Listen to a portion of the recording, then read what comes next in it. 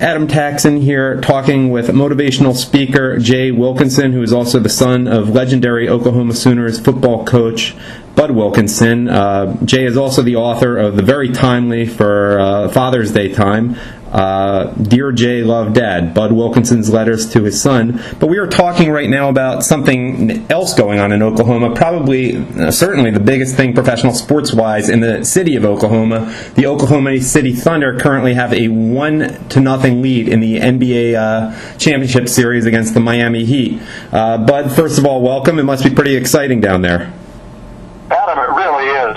The whole city, the whole state is truly euphoric. Everybody knows there's a lot left. There's got to win 3 more games, as you well know, and the Heat are very formidable opponents, but everybody's very excited. Now, I have, the people who follow me tend to be pretty conservative, and there's a lot of discomfort with the NBA. It's become somewhat hip-hop, which most of my audience isn't too into, and the Miami Heat in particular. Not that any of the players are really that loathsome like some in the NBA have been, but there's a certain aura, a certain anointment to them, and I guess the LeBron James special about how he was going to go join Miami was very disrespectful to Cleveland.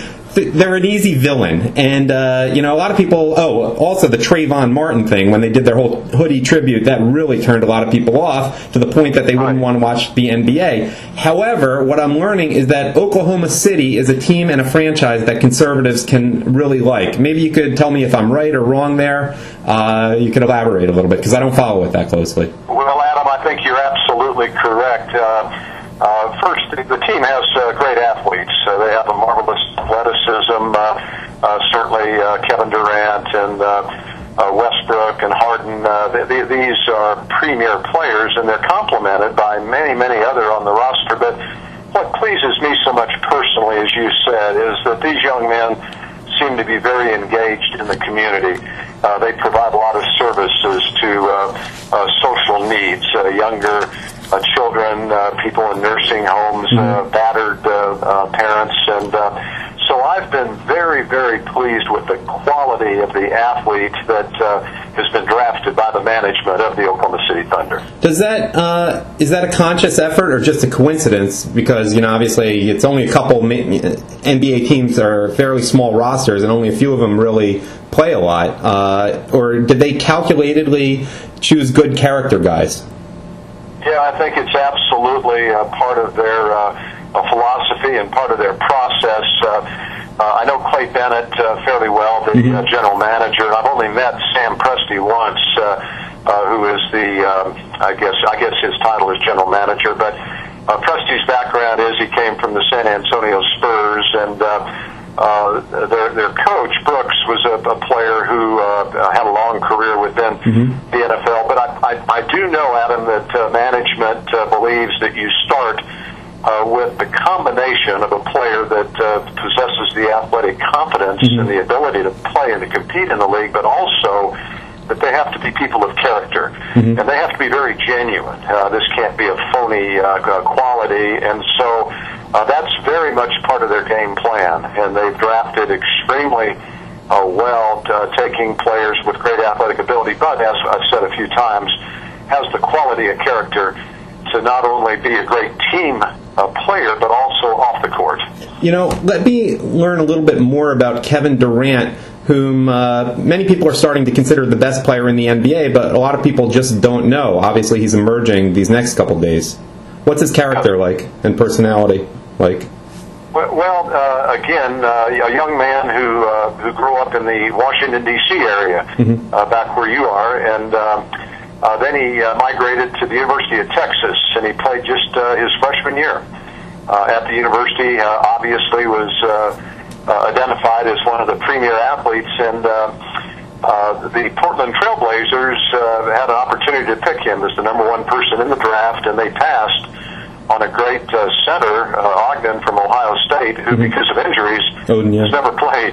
And so Oklahoma City at that time, the Seattle Sonics franchise, selected Durant as the #2 player. He's a fellow, Adam, that by stature is probably 6'9", 6'10", but has the ability to run the entire court.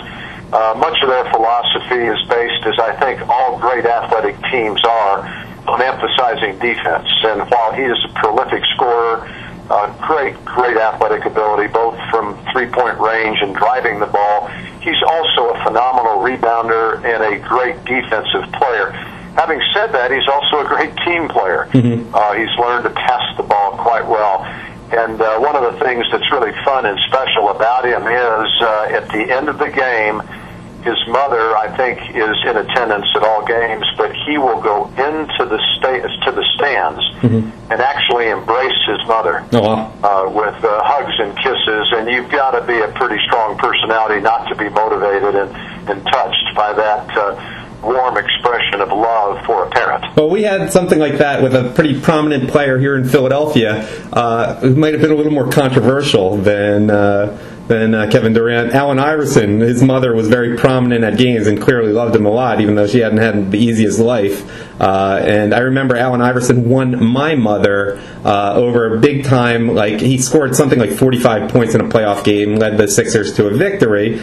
And they asked him a question, and he said, "First of all, it's Mother's Day, so I got to start with that first. Mom, I love you." And he won my mother over so much with that interview. But we can relate to that here in Philadelphia.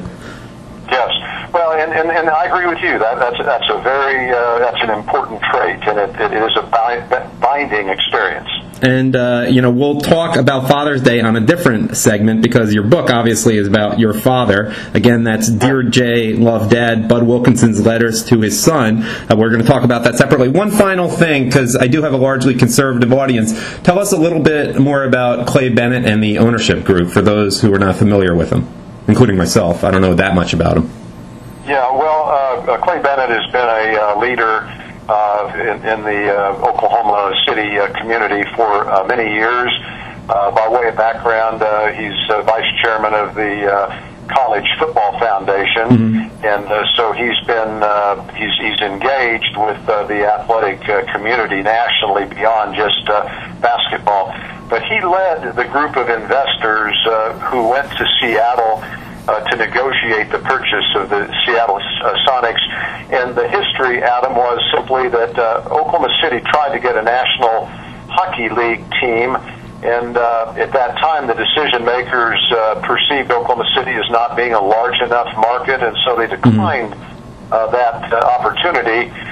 With Hurricane Katrina, the Oklahoma City management stepped up and they offered the Oklahoma City Arena to the New Orleans professional basketball team because they were wiped out for the season. Sure, I remember that. Compete because of Katrina, and the expression and the support from the Oklahoma fans demonstrated clearly the capacity to have a large franchise here.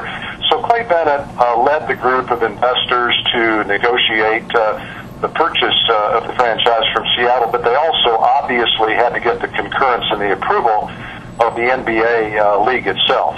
And so Clay was able to put together a coalition of investors who really put on a first-class not only presentation, but then the city has stepped up with just incredible support. The downtown area, there's been so much written about the improvements in Oklahoma City during the last 5 or 10 years. But what's been fun, Adam, has been the unification and the support of not just the city but the state behind these young men. And it's been a combination, I think, of superior athletes and marvelous management and the athletes together, both on and off the basketball court. Yep. Well, thank you, and I remind audience members that Oklahoma is a state that in 2008, every single county went for John McCain over Barack Obama, for what that's worth. Florida may go... That's right. All 77 counties, there were none. That's the only state in the union, Adam, that did that. So yeah, it may be... people are proud of that. It may be a landslide for Romney, the way things are going now, but you can bet Broward County and Palm Beach County will still probably be going for Obama, though maybe Dade County may well go for Romney, too. It's a big Cuban-American population, but we'll see. Anyhow, good luck with the rest of the NBA Finals. I've been talking to Jay Wilkinson, author of Dear Jay, Love Dad, Bud Wilkinson's letters to his son. Thanks again, Jay.